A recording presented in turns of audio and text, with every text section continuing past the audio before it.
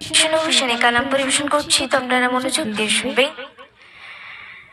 মদিনাতে যারে জোড়া নেই গুণা নেই, সেগুলো নূরে মদিনা। দেখেছি তারে আমি হৃদয়ের গভীরে, বন্ধু কিছুই বোঝে না।